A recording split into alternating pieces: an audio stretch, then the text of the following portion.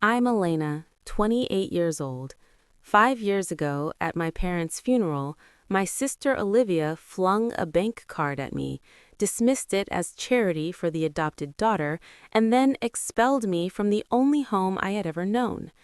The humiliation burned so deeply that I buried the card in a drawer and refused to touch it, not once. For 5 long years, I fought to survive. I worked 2 exhausting jobs. I lived on instant noodles in freezing apartments. All the while, Olivia remained in our parents' house, sharing lavish vacation photos from Europe. Last week, I finally went to the bank to close that card for good. The teller studied her screen, then looked up at me, and spoke one sentence that left my entire body numb. Before I go on, if you truly enjoy stories like this, please like and subscribe, only if you want to know how it ends.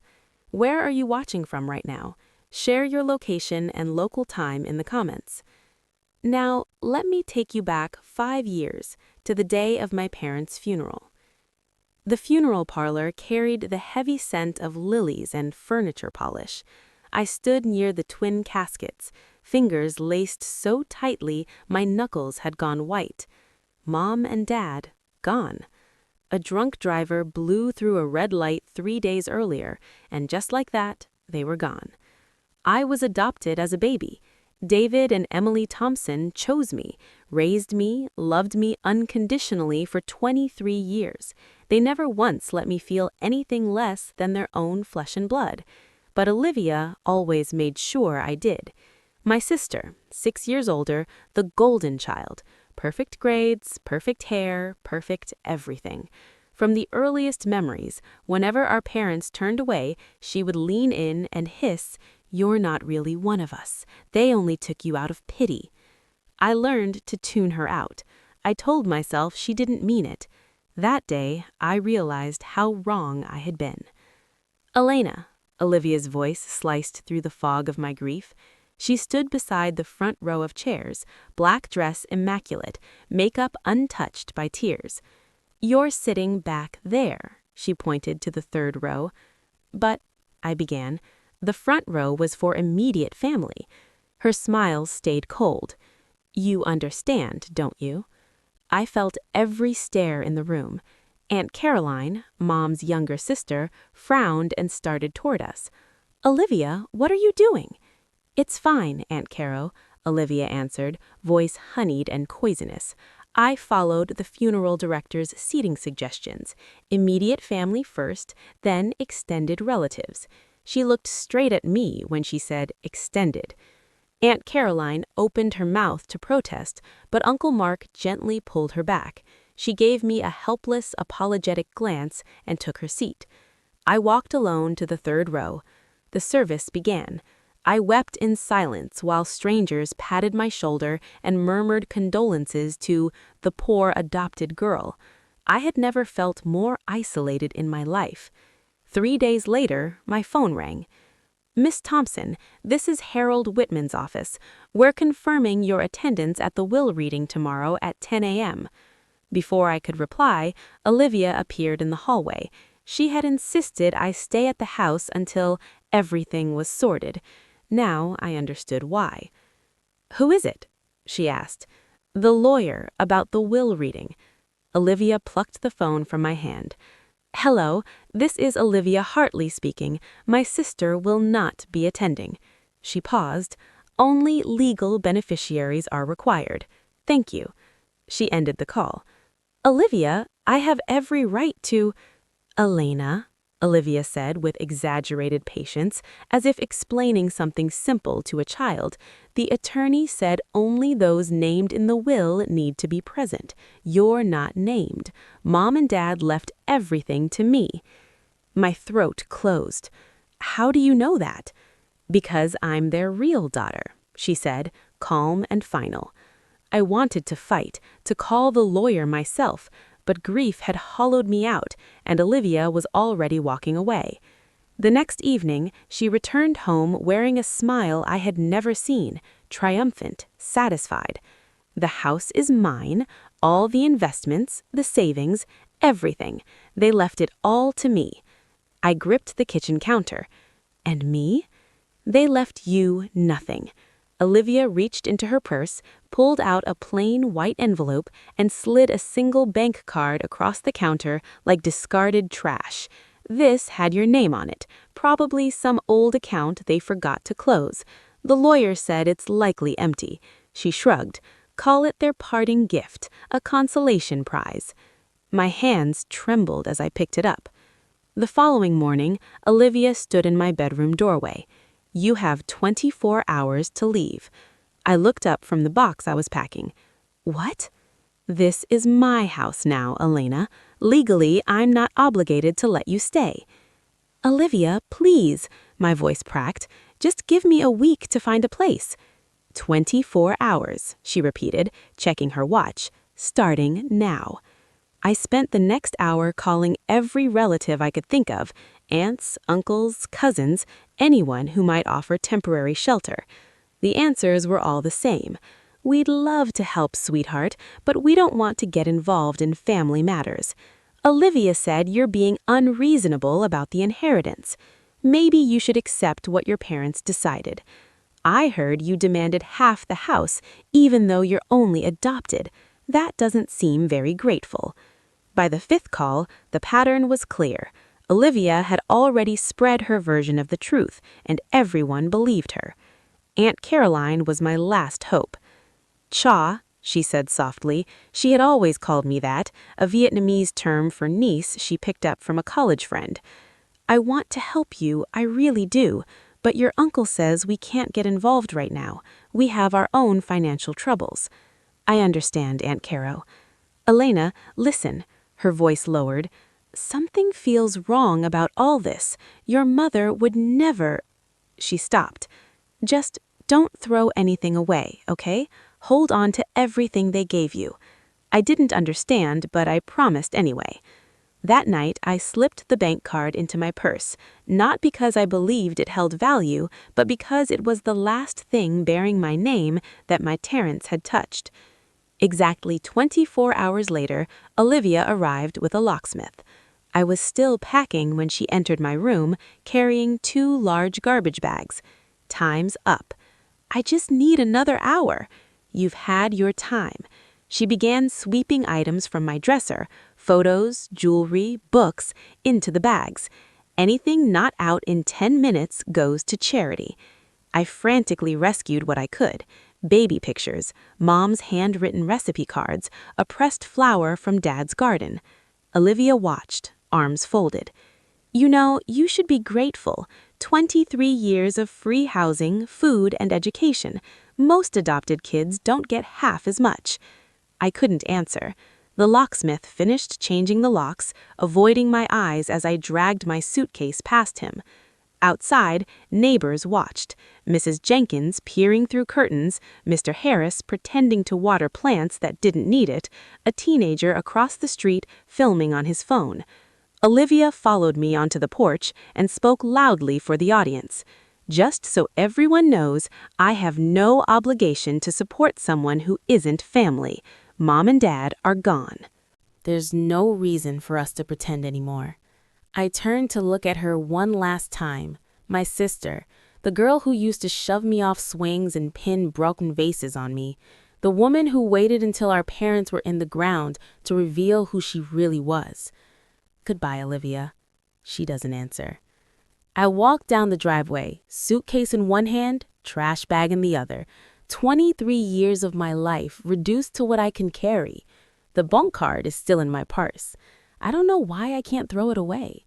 6 months later, I live in a studio apartment in a neighborhood I never knew existed. The walls are so thin I can hear my neighbor's television through them. The heater works maybe half the nights, but it's mine. I pay for it with money I earned. Every morning at 5 a.m., I clock in at the coffee shop. I run the register, pull espresso shots, scrub the machine when it clogs. At 3 p.m., I clock out and walk 4 blocks to the restaurant where I wash dishes until midnight. I eat the staff meals. I shop the discount rack at the grocery store. I haven't bought new clothes since the day I left that house.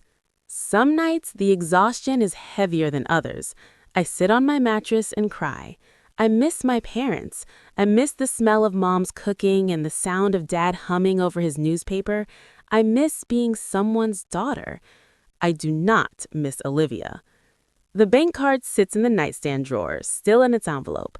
I've considered checking the balance a dozen times, walking into a branch, sliding it into an ATM, seeing what's actually there. But every time my fingers brush the drawer, I hear Olivia's voice, probably empty, a participation trophy. And I stop, because if she's right, if our parents truly left me nothing, then maybe she was right about everything else too. Maybe I was never really theirs. Maybe I was only ever the charity case they couldn't bring themselves to return. So the card stays in the drawer and I keep working. It's easier to be bone tired than to face that possibility. My coworker, Lila, sometimes asks why I never mention family. I don't have one, I tell her. She doesn't press. She just makes sure I eat something during my break. Small kindnesses are all I have now. 1 year after the funeral, I'm on break, scrolling through Facebook on my cracked screen phone when I see it. A post from a cousin I barely know. So thrilled to celebrate Olivia's stunning home renovation. The Thompson house has never looked better. I tap the photo. My childhood home, except now it's straight out of a magazine. New windows, new landscaping, fresh paint and colors Mom would have chosen herself. I scroll the comments. Olivia deserves every bit of this. She's been through so much. Your parents would be so proud of what you've done with their home. Living your best life, Queen. More photos. Olivia and her husband Ethan in front of a brand new BMW. Olivia on a beach in Italy. Ethan at a casino table in Vegas. Chips stacked high. Then one comment stops me cold. Aunt Caroline. I wish Elena could have been here today. The reply beneath it has been deleted. Of course it has. I close the app and stare at the break room wall. Outside, the espresso machine hisses, customers laugh, and the world turns like nothing is broken. On my nightstand waits a stack of bills, electric, rent, the leftover medical charge from when I had the flu and couldn't miss a shift. I think about the house I grew up in, the bedroom that used to be mine, the kitchen where Mom taught me to bake cookies. Olivia took it all, and everyone believes she earned it. I pocket my phone and go back to work. There's nothing else I can do. 3.5 years after the funeral, things are better. Not good, better. I'm a shift supervisor at the coffee shop now. I quit dishwashing. I have health insurance again. My apartment is still tiny, but it feels like home. Thrift store curtains, a plant Lila gave me that refuses to die, the one photo of my parents Olivia didn't manage to snatch, taped to the wall. I've learned how to build a life without a family. Survival can be its own quiet triumph. The bank card stays in the drawer. Sometimes I forget it exists for weeks. Other nights I stare at the drawer at 2 a.m., wondering. I never open it. Thanksgiving is coming up, Lila says one morning as we prep for the rush. Plans? Working, I answer. Someone has to cover the holiday shift. She gives me that gentle, careful look. You really don't have anyone? I think of Aunt Caroline's voice on the phone years ago, the deleted comment. All the relatives who swallowed Olivia's story without ever asking for mine. I have you, and free coffee. That's enough. Lila bumps my shoulder with hers. I'm roasting a turkey this year. You're coming over after your shift. I smile, still a little foreign on my face, but real. Okay. That night, I pass the drawer and almost reach for the card. Maybe it's time to throw it out, finally close that chapter. But Aunt Caroline's words echo, don't throw anything away. I leave it where it is. I'm not ready yet. I know some of you watching have felt this too. Family that made you feel like an outsider. People who chose money over love. If you're still here with me, drop the word strong in the comments so I know I'm not the only one. And if you want to know what happened when I finally faced that card, stay with me because everything is about to change. 4 years after the funeral, I come home from work to find a thick, cream-colored envelope in my mailbox. Expensive stationery. Return address, law offices of Harold Whitman, Esquire. I almost toss it straight into the trash, assuming junk mail or a collections notice I can't afford. But something makes me open it. Dear Miss Elena Thompson, this matter concerns the estate of David and Emily Thompson. It is urgent that you contact our office immediately. There are time-sensitive issues regarding assets specifically designated for you. I have attempted to reach you through multiple channels over the past 4 years without success. Please call at your earliest convenience. Regards, Harold Whitman, attorney at law. I read it 3 times. Assets designated for me? That can't be right. Olivia said I wasn't in the will. Olivia said everything went to her. I crumple the letter and throw it away. It has to be a scam. 2 weeks later, a voicemail appears. Miss Thompson, this is Harold Whitman. I was your father's attorney and close friend for over 30 years. I've been trying to find you since the funeral. Your sister told me you'd moved abroad and wanted no further contact with the family, but I never quite believed her. A pause. His voice softens. Your parents loved you, Miss Thompson, more than you know. They made special arrangements to protect you. Please call me back. I save the message. I don't return the call. Because if it's real, it means Olivia lied about everything. And if it's a lie, it means I'm still clinging to a hope that will never arrive. Either way, I'm not ready to face it. The card stays in the drawer. The voicemail stays saved on my phone. I go back to work. 5 years after the funeral, present day. I'm wiping down the espresso machine when Lila bursts into the back room, breathless. Elena, you need to see this. She thrusts her phone at me. It's a real estate site listing properties headed for foreclosure auction. One of them is my childhood home. Wait, this is your old neighborhood, right? Lila asks. You said you grew up near Maple Street. I stare at the screen. The house looks neglected now. Paint flaking, lawn wild, windows dull. Nothing like the glossy photos Olivia used to post. How did you even find this? My boyfriend's in real estate. He mentioned a property in your area. Owner drowning in debt. Gambling husband. Lost everything. She hesitates. The listing says Thompson. I remembered that was your family name. Thompson. Olivia Thompson Hartley. I scroll through the details. Foreclosure for mortgage default. Outstanding debt, $400,000. Auction in 2 weeks. My thoughts reel. Olivia inherited everything. The house, the savings, the investments. How could she burn through it all in 5 years? Then I remembered the photo of Ethan at the Vegas casino, chips piled like skyscrapers. Of course. I hand the phone back. Thanks for showing me. You okay? You've gone white. I'm fine, I lie. That night, I stand in front of the nightstand for a long time. The lawyer's letter, the saved voicemail, the bank card, the house where my parents raised me, where Mom taught me to cook, where Dad read me bedtime stories. All of it about to be sold to strangers. Unless I finally open the drawer. The card is still there, untouched for 5 years. Maybe it's time to find out what it's really worth. The next morning, I walk into First National Bank for the first time in 5 years. My palms are damp. My heart is hammering so hard, I feel it in my throat. I tell myself I'm only here to cancel the card, close whatever empty account is tied to it, and sever the final thread to a family that discarded me. That's all. A woman at the service desk waves me over. Her name tag reads Grace Miller. How can I help you today? I place the card on the counter. It looks so ordinary. Plain white plastic, chip, numbers. I'd like to cancel this card, please. Grace picks it up, studies it, then enters the number into her system. She frowns, types again. Frown deepens. Ma'am, is something wrong? She doesn't answer immediately. Her eyes scan the screen as if reading something unbelievable. Could I see your ID, please?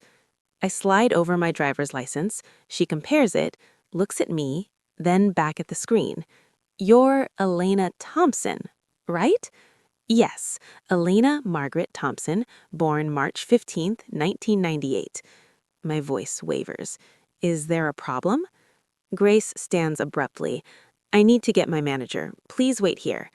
Wait, what's going on? Is the account in trouble? She pauses, expression carefully neutral. Miss Thompson, this isn't a regular debit card. Then what is it? She opens her mouth, closes it, shakes her head. My manager will explain. Just please stay. She hurries toward the back offices, leaving me gripping the counter, heart in my throat, terrified of the answers I've avoided for years. What did my parents actually leave me? Grace returns with a middle-aged man in a gray suit. He introduces himself as the branch manager, but the name doesn't register. All I hear is the blood roaring in my ears. Grace sits again. Her hands tremble slightly. Miss Thompson, she says carefully, I can't cancel this card. Why not? Because it isn't a debit card. It's an activation key. Activation for what? Grace glances at her manager. He nods. 5 years ago, your parents, David and Emily Thompson, established a private trust with this institution, entirely separate from their main estate. It was structured to remain dormant until you personally presented this card at one of our branches. I grip the counter edge. A trust fund? Yes, ma'am. How much? Grace draws a breath. $5 million. The room tilts. I hear my own voice, distant. What? 5 million, she repeats softly, plus 5 years of compounded interest. Current value is approximately 5.4 million. That's not possible. My sister said, your sister was never informed of this trust. It was created in complete secrecy. Your parents were very clear about that. She slides a sealed envelope across the counter. It's aged to a soft yellow. My mother's handwriting on the front. For our darling Elena, we love you. I can't breathe. My parents didn't abandon me. They didn't forget me. They didn't love Olivia more. They knew. They knew exactly what Olivia would do, and they protected me anyway. I start crying right there in the middle of the bank. I don't care who sees. Grace quietly pushes a box of tissues toward me and says nothing. 5 years of grief, 5 years of doubt, 5 years of wondering if I was ever truly theirs. It all pours out in that quiet, sterile office. When the shaking finally eases, I open the envelope. Inside is a 3-page letter in my mother's elegant script, my father's familiar scrawl signing at the bottom. I read slowly. My darling Elena, if you're reading this, then our worst fears have come true. We are gone, and Olivia has revealed her true nature. We know our eldest daughter, sweetheart. We watched her grow, and we saw the resentment she hid from everyone else. We tried to guide her towards kindness, generosity, love, but some hearts refused those lessons. We knew that when we were gone, Olivia would try to claim everything. She would tell you you weren't truly our daughter. She would make you feel like you didn't belong. We couldn't stop her from inheriting the house. The law demanded it. But we could shield you in secret. This money isn't charity, Alina. It isn't pity. It isn't guilt. It is love. You are our daughter, not because of blood, but because we chose you. Because you grew in our hearts the way other children grow in their mother's womb. Because watching you become the woman you are has been the greatest privilege of our lives. Don't let Olivia make you doubt that. Don't let anyone make you doubt that. We love you, baby girl. We always have. We always will. Forever yours, Mom and Dad. I press the letter to my chest and cry again. This time, the tears are not grief, they are gratitude. That evening, I call Harold Whitman. He answers on the second ring, as if he has been waiting beside the phone for 5 years. Miss Thompson. His voice is warm, almost trembling with relief. Thank God, you finally know about the trust. I do now. I just activated it today. I helped your father create it, he tells me. He came to me 6 months before the accident, said he needed to protect you from Olivia. He knew what she was capable of. I sink onto the edge of my bed. Why didn't anyone tell me sooner? I tried, he says, frustration threading through his words. Right after the funeral, I called the house. Olivia answered. She told me you'd moved overseas, that you wanted nothing to do with the family or the estate. She warned that if I contacted you again, she'd file a harassment complaint. And you believed her? No, he says firmly. That's why I never stopped looking. But every address I found was outdated, every phone number disconnected. It was as if you'd vanished. I think of those first desperate months, couch surfing, cheap motels, prepaid phones I let lapse because I couldn't pay the bills, never forwarding an address because there was no one left to tell. Olivia didn't just throw me out, she erased me. There's something else, Harold continues. The trust was structured so only you could activate it by presenting that card in person. Your parents knew Olivia might somehow discover it and try to claim it. This way, it was impossible for her. They thought of everything.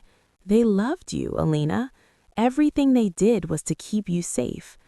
I'm quiet for a long moment. Then I tell him about the foreclosure listing, my childhood home, the place my parents raised me, about to be sold to strangers. I want to buy it back, I say. Harold doesn't hesitate. I'll handle the arrangements. 2 days before the auction, we meet in his office. He slides a thick folder across the desk. Property details. Minimum bid is $350,000, but in its current condition and location, it could climb. Maybe $550,000 or $600,000 if there's real interest. I think of the balance Grace showed me at the bank. $5.4 million. I can afford it. Harold studies me carefully. You can, he says. But Alina, are you sure this is what you want? You could buy something new anywhere, start completely fresh. You don't have to see your sister again. That house is where Mom taught me to make her chicken pot pie, where Dad stayed up late helping me with algebra, even though he had an early meeting. It's where they made me who I am. My voice cracks. Olivia doesn't get to take that from me, not anymore. Harold looks at me for a long moment, then nods. The auction is public. Olivia will be there. She still holds title until the gavel falls. She'll see you. Good, I say. She needs to. He leans back. Your father would be proud of you. The words land deeper than I expect. I'm not doing this for revenge, I say quietly. I'm doing it because that house is part of who I am, part of who they made me, and I'm not letting it vanish into someone else's hands when I have the power to save it. Harold gives a small, sad, knowing smile. Then let's prepare you for an auction. For the first time in 5 years, I feel like my parents' daughter again. Okay, this is where everything truly changes. Before I tell you what happened at the auction, I want to ask, if you were in my place, would you show up and face Olivia, or would you let the house go and start somewhere brand new? Comment yes if you'd confront her, no if you'd walk away. I made my choice. Now let me tell you what happened when I walked into that room. The auction takes place in a drab conference room at the county courthouse. Rows of folding chairs, harsh fluorescent lights, a podium up front with a microphone and gavel. I arrive early, wearing the best outfit I own, a navy blazer I found at a thrift store last year, pressed slacks, and the pearl earrings of Mom's that I managed to keep. I take a seat near the back. The room fills gradually, real estate investors with clipboards, a nervous young couple holding hands, a sharp-dressed woman typing furiously on her phone. Then Olivia walks in. She has changed. The designer clothes are wrinkled, makeup rushed, hair no longer flawless. Ethan follows behind her, pale and thin, eyes flicking around like a trapped animal. They sit in the front row. I watch Olivia's shoulders tremble once. Ethan reaches for her arm. She shrugs him off. I almost pity her. Almost. The auctioneer steps to the podium, clears his throat. Ladies and gentlemen, we are here today for the foreclosure sale of the property at 247 Maple Street. Olivia straightens, knuckles white on the armrests. Opening bid, $350,000. Do I hear $350? A man in the corner raises his paddle. $350. 360. The young couple bids, then the businesswoman, then the man again. The price climbs steadily. 370, 380, 390, 400,000. Olivia is crying now, silent, shoulders shaking. Ethan won't meet her eyes. I wait. Bidding slows at $420,000. The auctioneer scans the room. Do I hear 430? I raise my hand. 500,000. Every head swivels toward me, including Olivia's. For a moment, the room is utterly silent. Olivia's face cycles through emotions in seconds: confusion, recognition, disbelief, then something close to fear. Elena! Her voice breaks. What? How? The 510? The auctioneer asks again. Anyone? Silence. Then the businessman lifts his paddle. 510,000. I don't pause. 600,000. A ripple of murmurs sweeps the room. That bid is far above market value for a house in its current state. People turn to stare at me as if I've taken leave of my senses. The businessman shakes his head. He's done. The auctioneer scans the room once more. 600,000 going once? Olivia shoots to her feet. Wait! Wait! You can't let her do this. Ma'am, please take your seat. This is a public auction. But that's my house. My parents left it to me. The auctioneer's tone turns icy. Ma'am, this property is in foreclosure due to mortgage default. It no longer belongs to you. Ethan tugs at Olivia's sleeve. Val, stop. You're causing a scene. Going twice. I meet Olivia's eyes across the rows of chairs. Tears stream down her face, mascara streaking black rivers over her cheeks. Sold to the lady in the navy blazer for $600,000. The gavel falls with a sharp crack. Whispers erupt around the room. I rise, legs trembling, but voice steady. For the record, I say, loud enough for every ear, that house belonged to my parents, and the money I just used to buy it back, that came from my parents too. The inheritance they left their adopted daughter. Olivia makes a choked, broken sound. I walk to the clerk's table to sign the papers. I do not look back. I'm completing the forms when Olivia catches up to me. Elena, please. I keep writing. Where did you get that kind of money? I sign my name with a flourish, hand the pages to the clerk, then finally turn to face my sister. She looks wrecked, mascara ruined, hair falling loose, hands shaking. Behind her, I notice Ethan slipping through the exit. He doesn't glance back. Mom and Dad set up a private trust fund for me. They knew you'd try to take everything, so they kept it secret.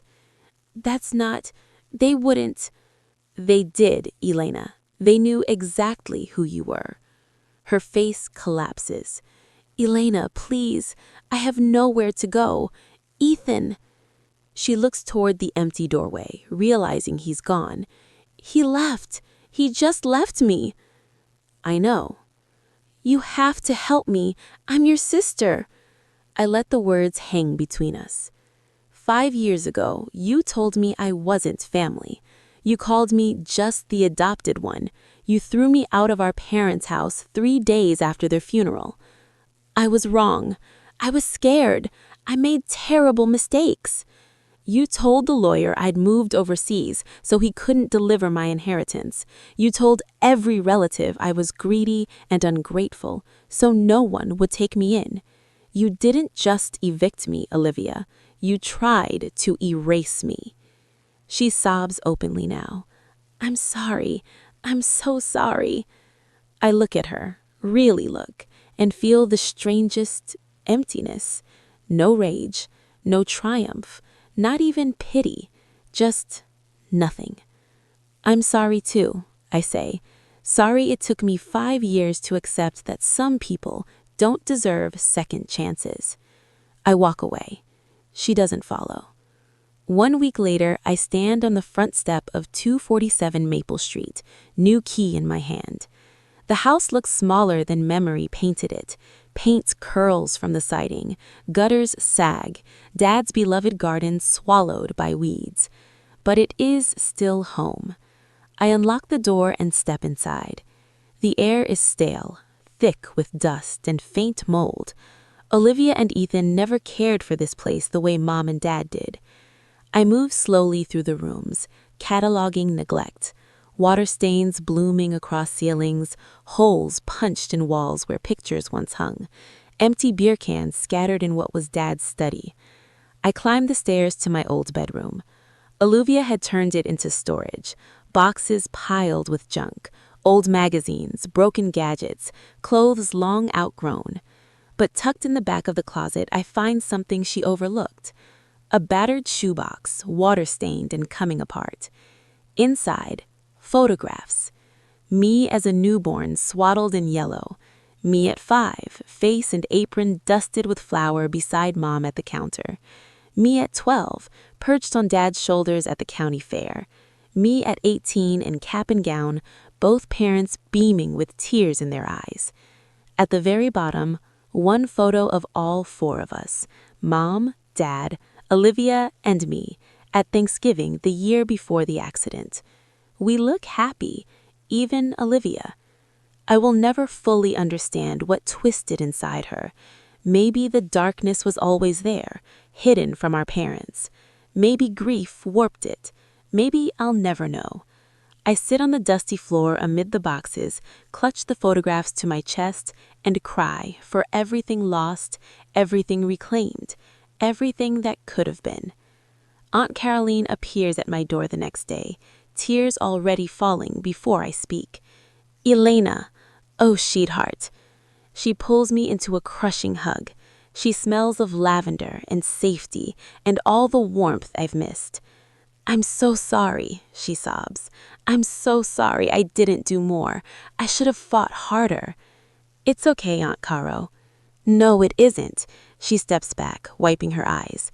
"I knew something was wrong. Your mother would never have left you nothing. I knew Olivia was lying, but I was afraid to rock the boat." "How did you hear about the trust?" "Everyone's talking," she says with a bitter laugh. "The whole family.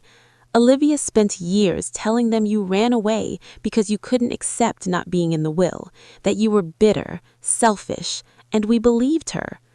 "Not everyone," I say softly. "You left that Facebook comment." She nods. "She blocked me right after, but I never stopped wondering about you." We sit in the bare living room, empty now except for dust and echoes, and she tells me the rest.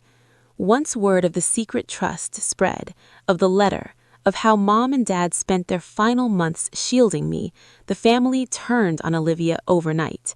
Suddenly, everyone recalled the small cruelties they'd ignored. Olivia relegating me to the back row at the funeral, warning relatives not to contact me, deleting comments, blocking numbers, weaving lies. "She has no one left," Aunt Carl says quietly. "Ethan filed for divorce the day after the auction. Her friends stopped answering. Even his family wants nothing to do with her."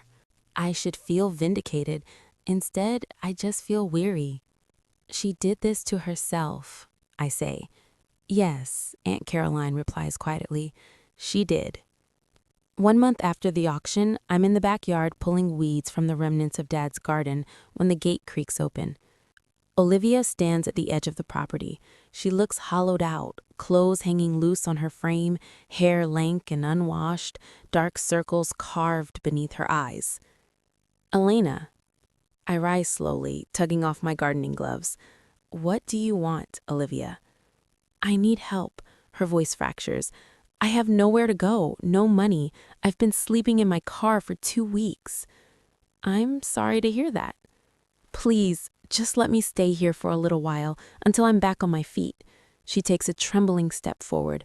"I'm your sister, please." I look at this woman wearing my sister's face, this stranger, and consider all the things I could say. I could remind her of the night she forced me out with garbage bags, of the years I worked double shifts just to afford instant noodles, of every lie she fed our relatives, Every bridge she torched, every opportunity she had to make it right and chose not to. But I don't say any of it. I'm tired of carrying her. No, Olivia. My voice is calm, even. You're not welcome here, not out of revenge, but because you've shown me who you are again and again, and I finally learned to believe you. You can't do this to me. I'm not doing anything to you. I'm simply not rescuing you from the consequences of your own choices. She starts shouting then, curses, threats, promises that I'll regret this. I turn back to the garden, kneel in the dirt, and keep pulling weeds. Her voice eventually fades. When I look up, she's gone. I don't know if I'll ever see her again. I think I'm okay with that. 6 months later, the house is transformed. Fresh paint in a warm cream Mom would have loved, new windows that flood the rooms with afternoon light, a garden bursting with roses, tomatoes, and herbs, just like Dad used to grow. I did most of the work myself, learned from YouTube, asked neighbors for advice, made mistakes, fixed them, built something beautiful on the foundation of something old. Tonight, Aunt Caroline is coming for dinner. Leela, too, with her boyfriend. A few other people I've gathered along the way. My chosen family. Before they arrive, I hang one final picture on the wall. The photograph from the shoebox. Mom, Dad, Olivia, and me, all together one last time. Aunt Caroline notices it the moment she walks in. "Why keep that?" she asks softly. "After everything she did?" I study the photo, Mom and Dad's proud smiles, Olivia's hand resting on my shoulder, the family we once were. Because it reminds me that things don't have to be perfect to be real. My parents weren't perfect. Olivia wasn't always cruel, and I'm not going to erase the first 23 years of my life just because the last 5 were painful. I'm not letting the past dictate my future either. I choose who belongs in my life now. I choose who deserves my love. Aunt Caroline squeezes my hand. "Your mother would be so proud of you." I smile. I know. That night, the house fills with laughter, warmth, and the smell of home-cooked food. For the first time in years, it truly feels like home. And I finally, fully know that I am exactly where I belong. And that's my story. Thank you for staying with me to the end. It means more than you can imagine. If this touched you at all, leave a comment below. Tell me what you would have done. Tell me if you've lived something similar. I want to hear your stories too. Like, subscribe, turn on notifications if you want more, and check the description for other stories like this one.